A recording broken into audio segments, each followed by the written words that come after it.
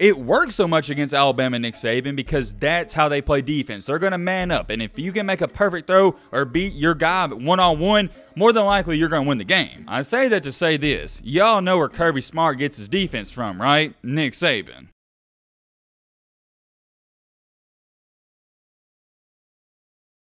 I am beyond excited to get into this video because this is where I get to separate myself from the casuals, because the casuals don't watch film and the casuals don't have the knowledge that I'm about to spit on y'all. As we all know, and if you don't know, you gotta be living under a rock, the biggest game of the year is happening this Saturday between Georgia and Tennessee. Do I think it's the quote-unquote best game of the year? I can't say that because I think that was Alabama and Tennessee. It doesn't get too much better than a Heisman Trophy winning quarterback balling out in Neyland Stadium with that fan base going crazy. I mean this with full respect to the Georgia fans, that program and fan base, but y'all aren't Tennessee. There's only one Tennessee fan base, and that is a good thing, but it's also a bad thing. Well, my bad. Let me go back on the statement. It's not really a bad thing. I think y'all get what I'm trying to say. Tennessee fans are crazy. Georgia fans, I don't care. You could have 200,000 people at this game on Saturday, and it's not going to be as toxic and as intense as it was for Alabama going in Neyland Stadium. That is where I will always continue to give Tennessee fans credit. Y'all are some of the best in the country and easily the most passionate. We're not here to talk about the Tennessee fans because they're going to be irrelevant in this game. Yeah, you may show up, but you're not going to have the same factor as you did in the Bama game. What we're here to talk about, why I'm making this video, is because Tennessee has one huge advantage against Georgia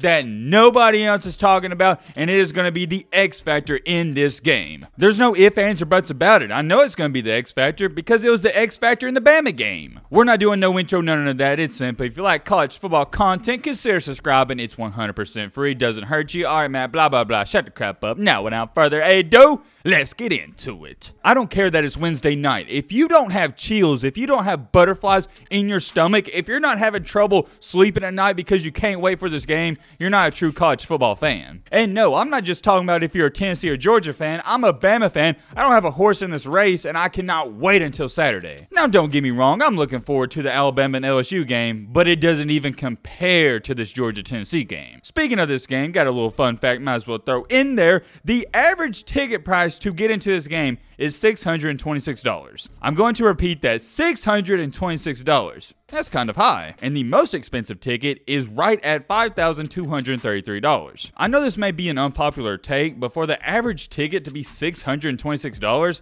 I think it's worth it. I mean, come on now. I said this in the video earlier today when I talked about Georgia.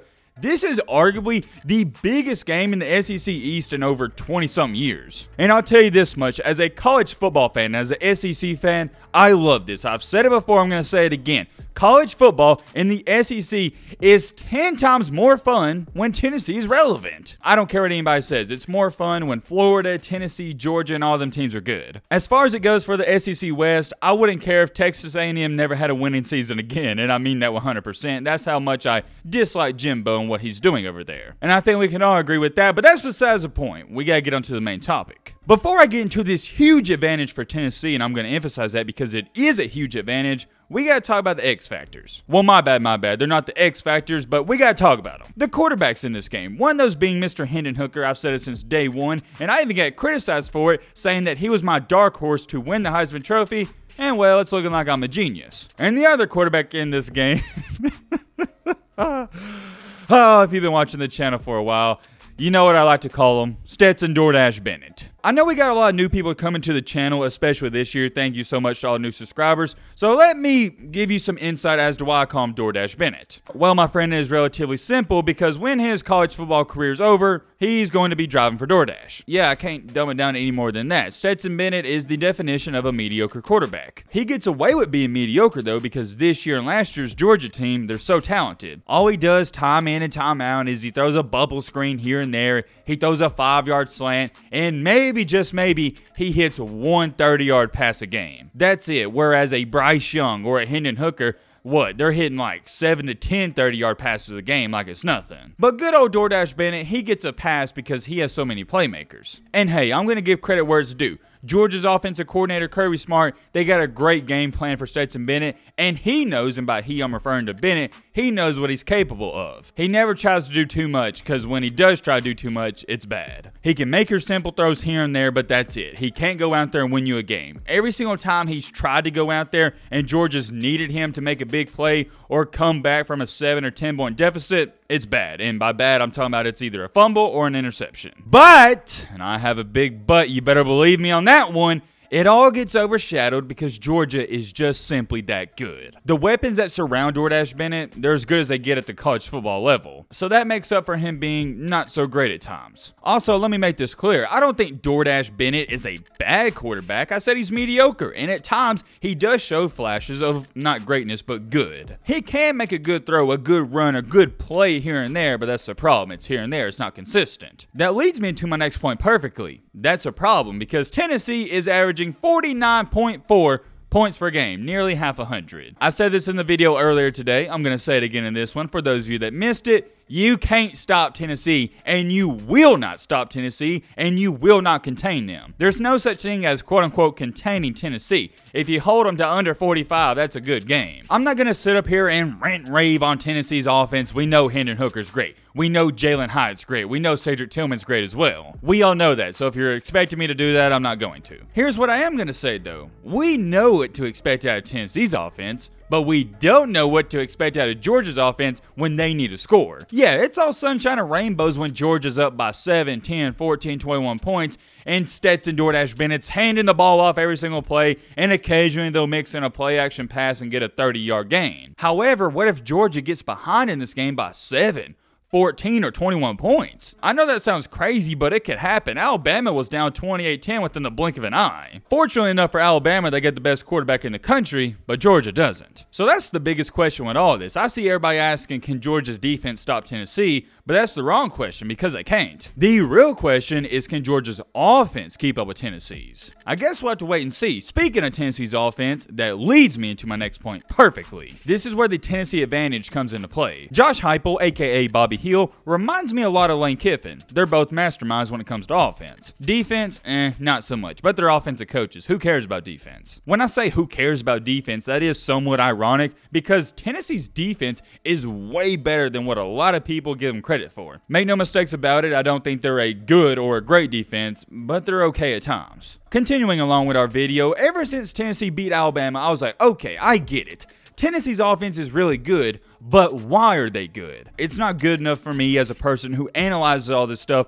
just to come to the terms with, okay, they're good and I gotta accept it. I gotta know why. Because everybody has this misunderstood. They think Alabama's defense is bad or average, but no. Alabama's defense is good. That Alabama defense up to this point in the season has only allowed 15 touchdowns, and 7 of those came in one game against Tennessee. You take away that Tennessee game, Alabama has a top 3 defense in the country. And even with that game, they still have a top 10 defense. So Alabama's defense is not bad. Like I said after that game, it wasn't so much that Alabama beat themselves. Tennessee went out there and they was a better team that night. So with that being said, I was like, okay, why was Tennessee so good? And I went back and watched the film on the Alabama game and the Kentucky game. I'm not going to give you a 1-hour film session because you guys don't want to see that and that's boring, but I'm going to highlight a couple of plays and it tells you all you need to know. What Josh Heupel does with Mr. Jalen Hyatt, it's genius. I believe, if I'm not mistaken, Tennessee identifies Jalen Hyatt as a quote-unquote slot receiver. Although, yes, he does play the slot a lot, he's always moving around. And that's the thing with Jalen Hyatt I started paying attention to when I watched the film. I was like, wait a minute. It's not like he's breaking the huddle and he's lining up and going. He's always moving before the snap. And this is why Jalen Hyatt made Alabama's secondary look like a JV football team. And I'm not trying to knock Jalen Hyatt, but it's more so of Josh Heupel's scheme. Jalen Hyatt just so happens to be the guy that's going to capitalize off of it. On almost every single one of his touchdowns against Alabama, I believe he had 5, he lines up in this formation where it looks like him and another receiver, they're stacked. I'm going to show it to you on your screen right here. One guy's in front of him and he's behind him. The reason Heupel does this and why it works so much against Alabama and Nick Saban is because it messes up the man coverage and it gets the safety locked onto Hyatt. And this is where casuals don't understand it. Safeties, I don't care how good they are, and Alabama has a good safety in DeMarco Hellams, but it doesn't matter who you are. If you're a safety, you can't cover a wide receiver. It's not going to happen. One of the very few safeties that could do it was Minkah Fitzpatrick at Alabama, and well, now he's making tens of millions of dollars in the NFL, so there was a reason he was so good. It works so much against Alabama and Nick Saban because that's how they play defense. They're going to man up, and if you can make a perfect throw or beat your guy one-on-one, more than likely you're going to win the game. I say that to say this. Y'all know where Kirby Smart gets his defense from, right? Nick Saban. Georgia's defensive scheme and Alabama's defensive scheme, it's identical. It's a carbon copy paste. Georgia and Alabama doesn't believe in sitting back in zone coverage and letting you pick them apart. No, they're going to man you up. It is key to note that later in this game, Alabama did drop back into zone coverage, and it did help a little, but it didn't really work either. And I'm not even going to show you plays from the Kentucky game because it's not even worth it. Kentucky athletes can't even match up against Tennessee athletes. I'm showing you this Alabama game so some of y'all can understand this worked against one of the best defenses in the country. So for all those people that think, oh, well, Tennessee ain't going to do that against Kirby Smart's defense, yes, they will. And yeah, it's rather simple from this point on. Whenever Hyatt gets the safety locked onto him, it's pretty much game over. Like I said, there's not too many safeties out there that can cover a wide receiver, at least when it comes to man-to-man. Whoa. Hold on. I know what some of you are sitting there saying. Well, Matt, I bet Kirby Smart, he knows this and they've been practicing for it. And I agree with you 100%. You're right. But, and I have a big but, Nick Saban even stated this. He said that Tennessee's offense isn't that hard to prepare for, and he also stated that Mississippi State's offense is harder to prepare for. That may sound crazy to some of y'all because Tennessee scored 52 points and Mississippi State only scored 6 points against Bama. The key phrase is that Saban said it was tougher to prepare for. He didn't say it was tougher to stop. Tennessee's offense is not that hard to prepare for. It's relatively simple. The hard part is stopping them. You know what's going to happen. Alabama knew what they were going to do, and they still couldn't stop them. I know what you're sitting there saying, yo, Matt, well, if they knew what was coming, why couldn't they stop them? That's a great question, and I have a great answer. It's the same thing as to when Derrick Henry was in high school. They knew Derrick Henry's high school football team was going to run the ball every single play, but that still doesn't mean you can stop them. What have I harped on? What have I said in this video? Safeties can't cover a wide receiver like a Cedric Tillman, a Brew McCoy, or in this case, a Jalen Hyatt. And that's the huge advantage that Tennessee has. Whether Kirby Smart, whether the defensive coordinator likes it or not, your safeties are going to have to cover or try to cover these wide receivers. And just like in the Alabama game, it's not going to go so well. And even in the Kentucky game, as some of y'all watched it,